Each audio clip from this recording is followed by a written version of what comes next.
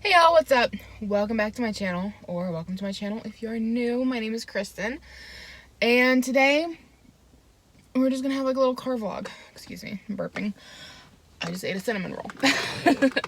So we're just doing a little car vlog here today because lighting is good in here and because we're gonna talk about some topics that I feel like if my husband overheard me talking about would probably make him feel really bad. Because it's out of his control. But I still want to come on here and talk to you guys about it because it's, it is part of my life. It's something that's happening. It's not a big secret. I mean, he knows it's happening. And, I like to share things with you guys and talk to you guys about things. On top of that, I wanted to come on here and talk about why I never announced baby Ira's due date, because I've had a lot of people ask me in my pregnancy update videos, when's your due date, due date, and my doctor has switched me around through like 4 different due dates. But I've never announced any of them, and that's just a safety reason, and that's what I've put on my videos, that I don't want to announce it for a safety reason, which you guys won't be seeing this until well and after he's born. So at this point, he will probably be, I don't know, a week or more old, maybe a few days. It'll depend. I mean, I haven't had him yet. I'm currently like 34 weeks, I think, almost 35, or maybe I'm 30.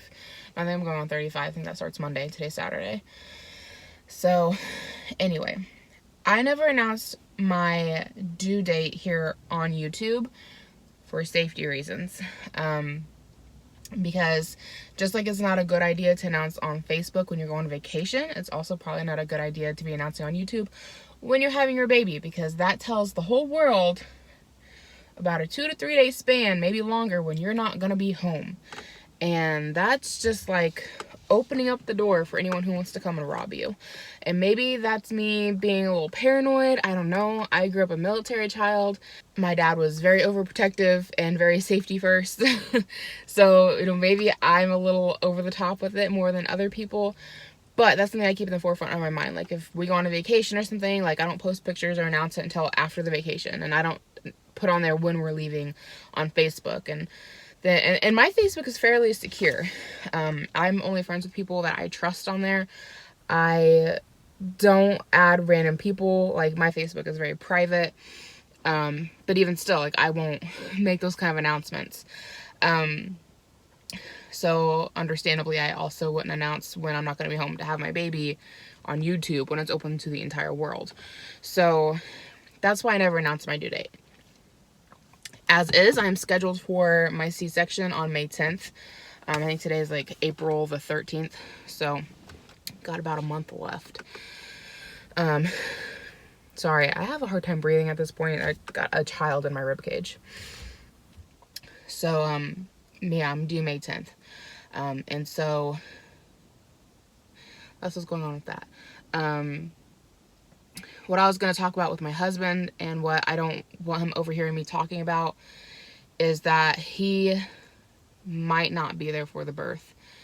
And that is something, and I'm going to try not to cry, because I was thinking about this last night, and I was thinking about talking to you guys about it last night, and it just, like, about had me in tears. And I talked to him a little bit about my concerns with it last night, and I know it made him feel really badly because it's completely out of his control. It's work related, and he's tried to arrange things differently with his boss, and his boss isn't really taking into consideration that we're having a child, like we're having a baby, and he doesn't seem too concerned with making sure Mike's able to be there for the birth. So I'm not really talking to my husband a whole lot about it right now because I know he feels badly about it. He knows how I feel about it, and there's nothing he can do, like no matter how badly or scared, how bad I feel or scared or sad I feel, like there's nothing he can do. Like he has tried. So what's happening is that for starters, he works as an IT guy doing like help desk and stuff for like a chain of nursing homes. It's a fairly large chain of nursing homes. They've got them all over the East Coast and then Midwest. And the main office for IT is out of Ohio. We live in Indiana, so my husband and he has like one other coworker that handles like the Indiana offices. But then they're opening up a new set of offices in Missouri, and I think it's like 4 hours away. And they're having him go a week before my due date. And so we're just really hoping I don't go into labor early, because there's a lot of complications that would come with me going into labor early. Even if my husband was like home and I went into labor early, like it would, you know, really mess things up, which I'll talk about. I'm just trying to breathe. So,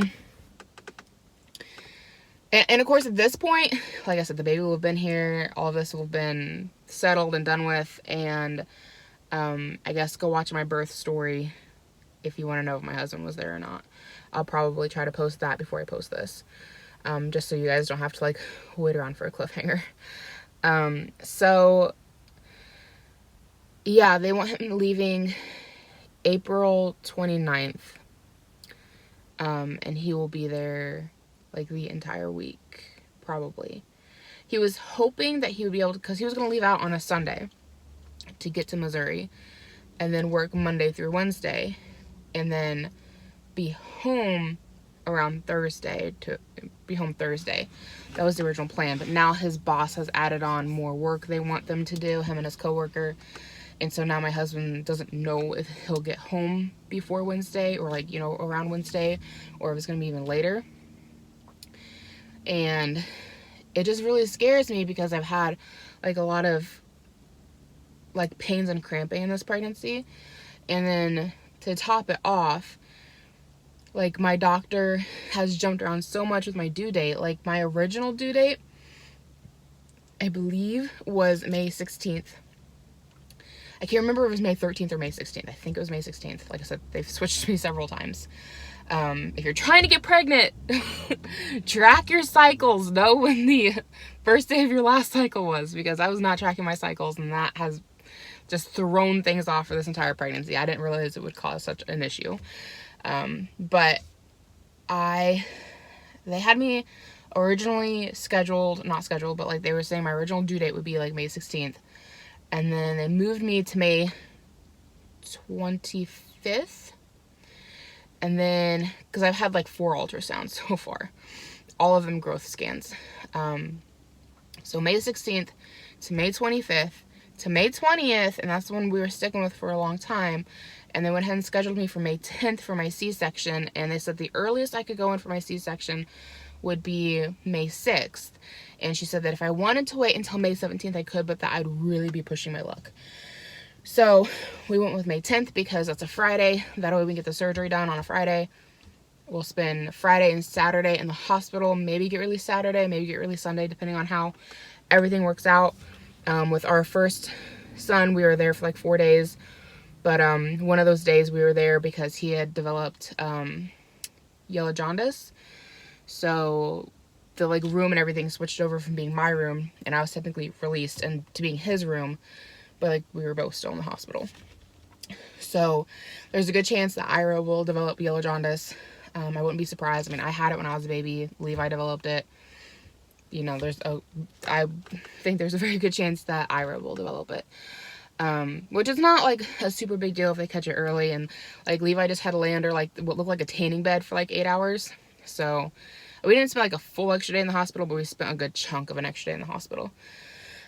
He didn't like it, and he had to wear like these tanning goggle things on his eyes, and it was really hard to keep the, was it a tanning goggle or was it just like a little patch? I don't remember, but it was hard to keep those on. I didn't realize newborns could grip things so well until we were trying to keep those goggles on his eyes. And I swear the only thing that kept him calm was my husband standing by this little tanning bed thing that he was laying in with like these blue lights on him and rubbing his belly. As long as he was getting his belly rubbed by daddy, he was good. And my husband had to stand there for like 5 or 6 hours. Like anytime he tried to sit down, Levi would start screaming and trying to pull the thing off his eyes. And nope, daddy had to go back. And so my parents came up for a little bit, and then my husband's parents came up for a little bit, and so he tolerated letting them rub his belly, but he really like handled it the best when dad stood there and rubbed his belly. So my poor husband, because not only did he stay next to me for 24 hours of labor, which I don't remember him leaving my side the entire time I was in labor with Levi. Like, other than when they broke my water, we didn't really get a warning on that, and I had my maternity pillow with me, and it's something that still irks me, because that maternity I was trying to have an all-natural birth with Levi. I didn't really want any medications. The only thing I was taking was Tylenol throughout, like, most of the labor process, and my maternity pillow was giving me a lot of relief. It was just giving me a lot of comfort and relief. And the on-call doctor comes in, which I didn't realize that's how this worked, but if you go into labor and your doctor is not the on-call doctor, guess what? You're not getting your doctor. Which I ended up delivering him the next day when she was at work, and so she came in and delivered him via C-section. But while I was trying to deliver vaginally, I had the on-call doctor, which was a male doctor that I'd never met before, and he just comes in the room and he's like, "I'm Dr. So-and-so, I'm going to see how far dilated you are," and like sticking his fingers up in there, and then he's like, "I'm going to break your water," and like she breaks it, and like the water just like soaked my pillow. So like there was no warning, no thought and consideration for like maybe we need to get some things out of the bed, nothing. He was a very nice guy, but like a warning would have been nice so that we could have got my pillow out of the way. Got some Kool-Aid. So, yeah, that was the only time he left my side, was to take my pillow down to the car because it got completely soaked with amniotic fluid. Other than that, like, I don't remember him eating. I don't remember him going to the bathroom. He was there the entire time. And so, and of course he went into the C-section with me. And then he, you know, cut our son's umbilical cord and was the first person to hold him after he'd been cleaned up. And he came over and showed him to us, or showed him to me. I don't know who us would be. He came over and showed him to me. And it just really scares me that I'm not going to have him with me. Like, I am worried that I'm going to have this baby by myself. And it makes me really sad. I'm going to try not to cry. Because I feel like I'm just like borrowing trouble thinking about it and talking about it. So I think I'm going to make this video and tell you guys my concerns and what's going on. And then I'm just going to let it go. And I'm going to stop thinking about it and stop worrying about it. Because I feel like the more that I talk about it and think about it, like the more likely it is that I'm going to go into labor and not have anybody there with me. So yeah, what worries me, as mentioned, is that I'm going to go into labor early. And it's not something that's too out of the question, really, because with Levi, he came 6 days early from his scheduled due date. He wasn't supposed to be born until July 19th, and I had him July 15th. So now knowing that not knowing that the baby's measuring bigger and closer to the original due date of May 16th, well, that's only 6 days out from my scheduled C-section. Which in theory, you know, we should be fine. In theory, we should be fine. But it still worries me because I'm going to be here by myself at our house with a toddler that I got to chase around. And, like, I don't know. It's already getting hard for me to pick Levi up. And I got to pick him up for some things. I got to pick him up to put him in his high chair. I got to pick him up to, like, you know, change him. We're also working on potty training. So I got to pick him up to put him on the toilet. / I got to get down on the toilet, like, get down on the floor with him. So it's like a lot of moving up and down. I don't have the luxury of just like sitting on my butt like I did with Levi. I've got to chase a toddler around. And so I worry that my body will go into labor. And if that happens and Mike is not here, for one, it scares me because I don't know what would happen to Levi. Like, for one, I don't want to have to call an ambulance. I would hope I'd be able to get myself to the hospital. Which scares me. Because I remember going to the hospital with Levi and Mike was the one driving and like I was in pain. Like it, you know, it wasn't super bad yet, but like my contractions were coming back to back and I'm like, can I get myself to the hospital? Like, I mean, it's not that far away, but like when you're in labor, it don't matter if it's down the street or like, you know, if you're the one driving yourself to the hospital. So that scares me. And it scares me that I might have to get an ambulance, which that's going to be like $20,000 to $30,000. Yay, healthcare. And I don't even want to think about that. And then it worries me that like if I can't get a hold of anybody Like, what happens to Levi if I go into the hospital and I'm in labor? Like, and this is something I have to talk to my doctor about. And I have to see, like, you know, is there anything in place? Like, what happens if I come in here and I'm in labor and I'm by myself with my toddler? Like, what happens to him? Because it's not like they're gonna like put him in scrubs and take him in there with me, but like also you can't just take a 2-year-old and sit them in a waiting room and like leave them by themselves. So I'm assuming what would happen would they would be like have a nurse or something sit with him in the waiting room. But it still makes me nervous because poor Levi would be stuck in a waiting room with some random person that he doesn't know, freaking out because mommy's not with him. He doesn't like having me out of his sight, and he wouldn't understand what's going on. And anytime like I'm sad or I'm crying or upset, like he knows, and he's like right there like in my lap. And so like I'm sure like if I'm in pain and hurting from like having labor contractions, like he's not going to be away from me. And then to have some nurse like take him off this direction and I go that way for like C-section, like that's gonna be traumatizing for him. And so I think I'm gonna ask my mom and see like, hey, can you like come and stay with us the week that Mike is in Missouri? But even then, like, I don't know if she'd be able to do it because she's been having so many health problems her own self. And I don't want to put all of her, like, personal business out online. But, and she's not sick, but she's having some physical problems. And it's been a lot of doctor visits, and it's been a lot of physical therapy, and they're looking into possible surgeries and stuff. And it's been a whole mess. And so I feel bad asking her to come and do that. And I would hope that we could make her comfortable enough here. But, like, it just worries me. Like, even if my mom was able to come and stay with us and help for the week, if I went into labor, my mom may be able to get me up to the hospital, and her and Levi might be able to wait in a waiting room, but I would still end up going into surgery by myself. And, again, that just, like, makes me sad. Like,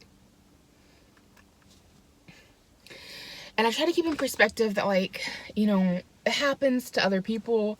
I mean, it happened to my cousin recently because her husband was deployed over to Germany, and she was just lucky enough that, like, her mother-in-law was able to be there because she even went into labor early because they were hoping that her husband could be back in time for the birth. And it didn't work out like that because she went into labor, like, 2 weeks early. And they, her mother-in-law was there and went into labor with her, like, you know, to have the baby with her. And it just happened that, like, I guess the difference is that they knew going into it that they would need somebody to watch their daughter. They live out in Colorado. And so, like, she'd already made arrangements with somebody there on base to watch their daughter. So when she went into labor, they just dropped the daughter off at, because the daughter's like the same age as Levi. She's like 2. They dropped her off at this lady's house that was going to watch her. And then my cousin and her mother-in-law went to the hospital and they had the baby. But I don't have that luxury. Like, I don't have that resource for like a, hey, if I go into labor, can I drop Levi off with you? Like, I don't have that here. And I say I don't have that here because, like, the plan is for Mike to be here and to go in with me. And my mother-in-law is planning to take Levi for a couple of days. But they live, like, 45 minutes away from us. So if I go into labor, even if I get a hold of somebody, like, that's the other thing is, like, I'm afraid, like, what if I go into labor in the middle of the night and I can't get a hold of anybody? Like, because my parents are on, like, this wacky schedule because of my dad's job. He has to work night shift, and so it just messes up their sleep schedule. So, like, even if I call them in the middle of the night, like, I'm hoping that they would answer, but, like, I don't know. I don't know if they would. I don't know if they'd wake up to get it or not. Like, so, and then even if I could hold my mother-in-law, like, she's 45 minutes away. So, like, during that time frame, like, I still got to get to the hospital. And it just worries me and it scares me. And it makes me feel bad for Ira.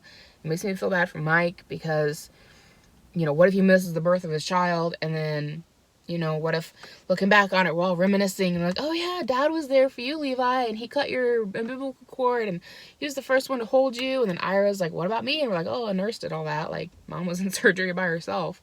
Like, that just, you know, it's supposed to be a special memory, and it just,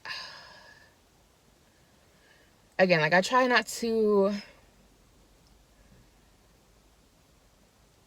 I don't know, how do I word this? I know that there are other people who have to go through it. You know, like, I'm not the first person to have to go through this. And I'm not so special to think that I'm exempt from going through this, I guess, is what I'm trying to say. However, like, on the other hand, it still worries me, it still scares me, and, like, I would still really like to have a good birthing experience, because the experience I had with Levi was a train wreck. Like, nothing went right. I mean, it could have been worse. I mean, at least the C-section stuff went right after they finally got me numb. But even the numbing me thing, like, that was hard. They thought they were going to have to put me to sleep for him. And so here we thought we had everything planned out. We're like, okay, we're going to, you know, have a scheduled C-section. And now we know that you have the spinal injury, so we know we have to, like, stick you further up the back than we were trying before. And, you know, all this stuff. Whereas with Levi, we thought I was going to have a natural vaginal birth. I wasn't planning on having any kind of medications. And it just all, like I said, it was a train wreck. Which, if you guys want to see my birthing experience from Levi, I can link it down below. But I was just hoping to have, you know, one good birthing experience. And now I'm worried that, like, that's not going to happen. And, like, this is our last kid. We're not having any more. I'm having my tubes tied. We're done. Which I need to do a whole video talking about that. But, yeah. The whole thing just has me scared. And to up all of that is that Ira is breech. So I don't even have the luxury of, like, with Levi, I had to have a C-section because his head was so big I couldn't get it through. Like, I pushed for 3 hours. According to my doctor and my nurses, I was pushing correctly, and I had 0 progress. Like, I could not get him past my pubic bone. And the doctor came in later, like, after having him, and said his head was just too big.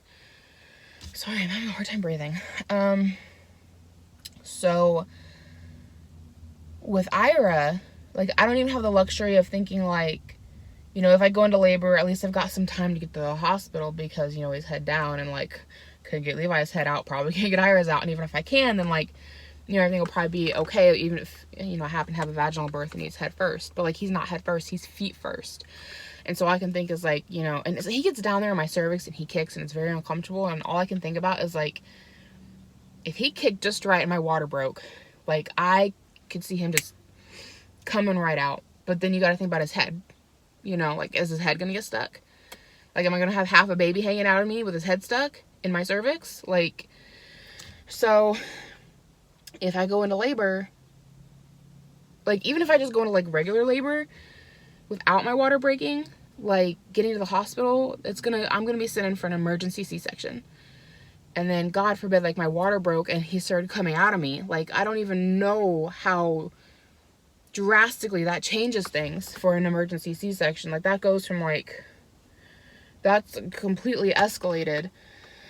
And so, as you can tell, that's just, it's a lot that I'm thinking about and I'm scared about. And, like, I mean, technically any of this could happen anytime Mike's working. Like, you know, he could be an hour away working, and this could happen. So, but it scares me that he's going to be in Missouri and he's not going to be able to get here in time. And see, this is one reason why guys need paternity leave. Guys need it and women need it. Like, seriously. Because not only would it be a great comfort if he could take off, like, a week before my scheduled C-section just to be here to make sure he's here, but also, like, after having the C-section, like, especially after having the C-section I had with Levi, like, oh man, recovery was rough. And I had him with me for a week. And then after that, my dad was able to be there with me because he wasn't working at the time. He had just gotten out of college, and he was applying for jobs and stuff. So he was able to come and be with me that second week. But for, like, 2 weeks or so, like, I needed help. Like, I needed help getting up and down. I needed, like, help just doing anything. And I'm hoping things go more smoothly this time because it's a planned C-section. And thankfully Mike's able to take 2 weeks off. But it's 2 weeks paid vacation. Like, and at least that's better than nothing, you know. But if he could have paid paternity leave and get a month off, like, that would, you know, be really nice. And I know there are other other parents out there who would greatly appreciate that as well. You want equality, it's got to go both ways, So, but that's just kind of what's going on. And again, you guys won't see this until well and after the fact. But that's what we're dealing with right now. And it's scary. And yeah, I mean, I don't know. There's not much more to say about it. So, hopefully you guys enjoyed this. And, now you guys know what's been going on. Not like I want to keep stuff from you guys, but like I don't want to put out there publicly like, oh hey, I'm not gonna be at my house for like these days, and by the way, I'm gonna be home alone for a whole week during this time frame. And I just feel like that's not a smart thing to publicly announce on the internet. So here it is after the fact. I'm not gonna be home for May 10th, hopefully, and I'm gonna be by myself the week of April 29th through May whatever. On top of that, I know my husband feels bad because my birthday is April 30th and he won't be here for my birthday, and then the fear that I might go into labor. So I know he feels really badly, and like I said, like I didn't want him to overhear me talking about this on camera because he's tried talking with his boss about this. And in fact, this whole project was supposed to happen back in March. But some of Mike's coworkers who were handling more like the software side of things didn't get their half of stuff done in March. And so the boss was like, oh, we'll just push it back. And they wanted to do it all the week after Ira was born. And Mike was like, I've already got it scheduled to take 2 weeks off. He's like, I'm not coming into work. I'm not heading to Missouri a week after we have a newborn. And so his boss was like, well, fine, can you go a week before you're supposed to go on vacation? And so that's the best they were able to do, because Mike tried to get him to push it back even further, and his boss wouldn't budge on it, which sucks and is aggravating, because one of the reasons that he took this job is because they said that they are a very family oriented company, and like they're very lenient when like kids have, games or practices or doctor's appointments, like they're super lenient. And so far that's been true. He's made it to every single one of Levi's doctor's appointments. He's made it to nearly all of my OB appointments. He's only missed a couple.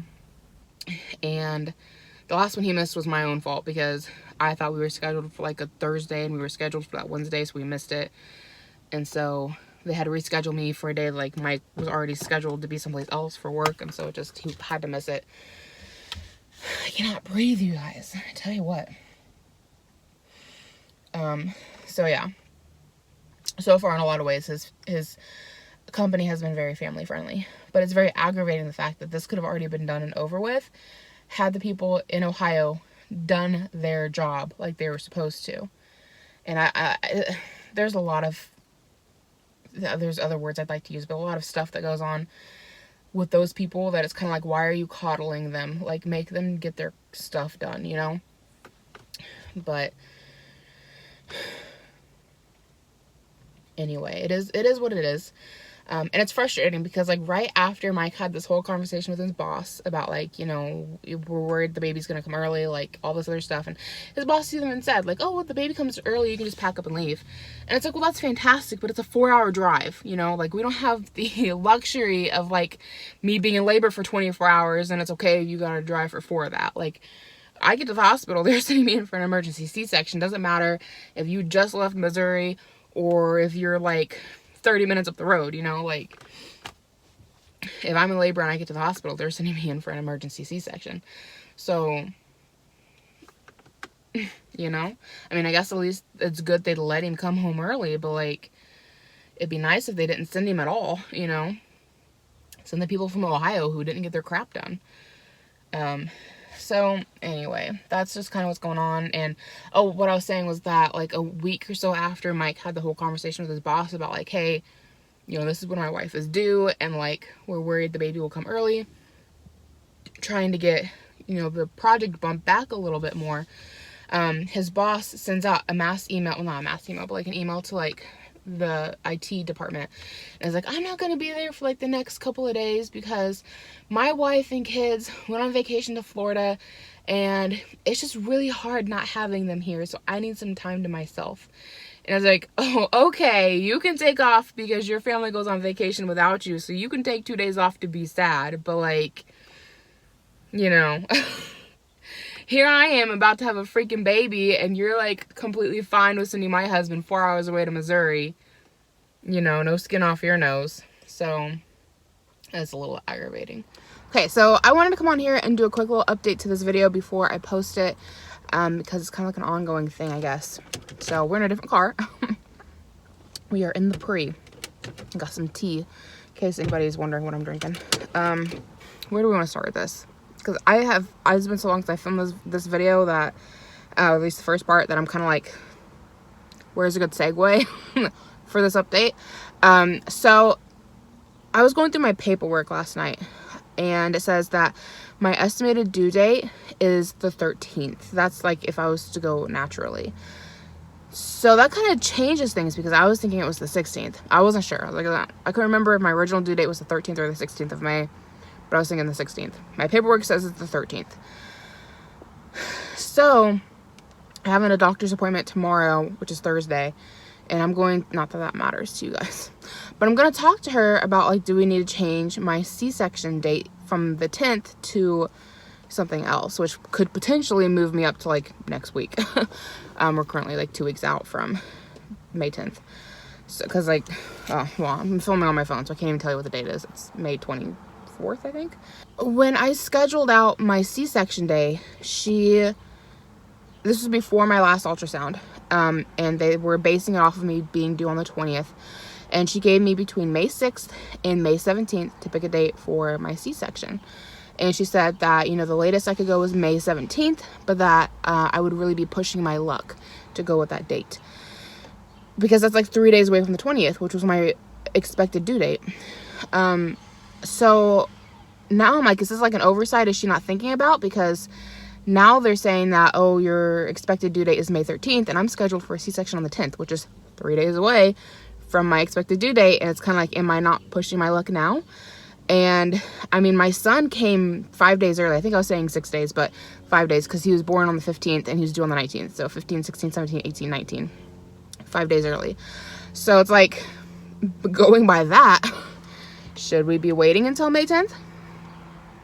Or should we be going sooner than that? Because the whole goal is, you know, for me to not go into labor and for me to just go in and have a repeat C-section, you know, something that's planned. And I'd really like to have one birth experience that's not a train wreck. So I'm going to bring that up to her tomorrow at my appointment, which if she wants to change it, it's fine with me, but I feel like that's going to mess things up with my husband's work and him having vacation time. But like, I don't know what the right answer is. The whole thing's just a mess. It wouldn't be as complicated if my husband didn't have to go to Missouri. That's just kind of like messing everything up. But we'll just have to figure that out. But like the big thing is, like, I don't want to go into labor and then have to have like an emergency C-section. One thing she did say was that depending on how quickly the baby is coming, if I do go into labor before my C-section date, that it would be like at least an hour before they even got me into surgery. So that's kind of reassuring, like assuming my water doesn't break and it's just like, you know, having normal labor contractions. That's not so scary. But what scares me is, you know, if my water breaks, he is, I think it's called feetling breech. He's feet first. He's not butt first, he's feet first. So that makes me nervous. Like, if my water broke, that means like the doorway is wide open and he's feet first. Like, how quickly is he gonna come out? And then that brings into the issue of like, is his head gonna get stuck? Because, you know, that's just dangerous. Going feet first, going butt first. Like, it's, you know, not ideal situation. So that scares me. And then I've since talked to my parents and stuff about the whole situation. Just going by me being due on, you know, the 10th, having my C-section on the 10th. And my parents are going to keep their cell phones on them. And my dad gave me the contact number for his work. Unfortunately, he works at the prison. And so that number doesn't go straight to him. I'd go through like 2 different chains of command. The second chain of command being his boss, and then I would just have to hope that they were not short-staffed that day or too busy and they could get the message to him and let him off. So It's just a mess. And then I talked to one of my best friends who lives in Indianapolis, and she's like, hey, like, if you need me, I will come. She's like, I know I'm like an hour and a half away. It would depend if she's at work or not. And she's like, if I'm at work, I will leave.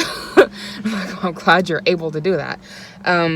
But she, you know, if she's at work, she's actually only like half an hour from us. But if she's at home, she's like more like an hour to an hour and a half, depending on traffic. But she's like, I will come. And then my cousin, she lives about 30 minutes away, roughly, depending on traffic, 25 to 30. And she's like, you know, if you need me, I will come. So that feels good to have. I feel like, you know, I have like a bigger support system of people that are like available if I can't get a hold of anybody. And then to know that, like, you know, if I go into labor, more than likely, as long as my water doesn't break, you know, I've got a little bit of time according to my doctor. So that's kind of what's going on as far as my due date is concerned. I kind of hope that they like bump me up to like next week to have the baby, and then like my husband can just like get out of going to Missouri. That would be fantastic. Then the other thing that I brought up here was Levi's safety. What happens to him if I go into labor and I can't get a hold of anybody? And I asked that to my doctor because I thought for sure, like, surely single mothers have come in here with children before to have babies by themselves. Like, it has to have happened, you know? And I've been seeing my doctor for like 10 years, and she seemed confused. I don't know if confused is quite the right word, but like, it's not a question she's ever had before.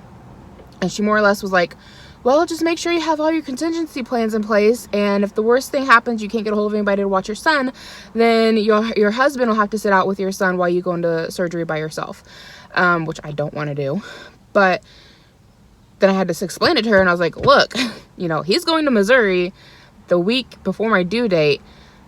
My in-laws are 45 minutes away. My parents are on like a weird sleeping schedule / my mom has health problems going on, which my mom can definitely come and watch him if she has to. I just would prefer that she didn't have to do it by herself because, like I said, I don't want to like put all her business out here, but she's having some health problems, and you know, it's hard enough for her to have to keep up with my son like at my house, but like if for some reason she had to like meet us at the hospital and she had to watch him at the hospital, like, oh good Lord, like, she could do it. It's just, it's really gonna hurt her, you know? And so that's not an ideal situation. It's kind of like, can you? Yes. Should you? Probably not. But like, you kind of have to, you know, one of those things. Because like, at least in my house, like, everything's, you know, baby proofed, and like, she can sit down and let him play with toys, and like, you know, he's cool to do his own thing. Whereas at a hospital, like, there's all kinds of buttons to push and, you know, things to get into, and like, she'd really have to be up chasing him, which is really hard for her right now. So yeah, talking to the doctor about that, you know, about everything going on, and then she goes, okay, well, if that happens, she's like, we have volunteers here and we have nurses, and he would be in the, I forget the exact name of the ward, but you know, where people go to have babies, where they keep the babies, the OBGYN ward, not, I don't think that's the correct term, but like maternity ward probably is the right word I'm looking for. But it's a lockdown ward, so like, people can only come in if they have a password that you have to give them, and then on top, like, you get a passcode, I should say, assigned to you from the hospital, and in order to have visitors, you have to give out that passcode, and they have to put that into the door to even get into the maternity ward. And then from there, she said that, you know, I could set up some kind of a password, so there'd be like 2 passwords, in order to relieve the staff member who would be watching my son, so that somebody couldn't just like walk in and take him. And the only reason she brought that part up was because I said, you know, what would keep some random person from, you know, overhearing the staff member talking to my son about mommy being in surgery or something, and she'll be right back, and then coming in and saying, oh, I'm his grandma or his aunt, or I'm here to watch him or something, and then the staff member leaving and them taking my kid. And my doctor makes a comment of like, are you worried about people taking your children?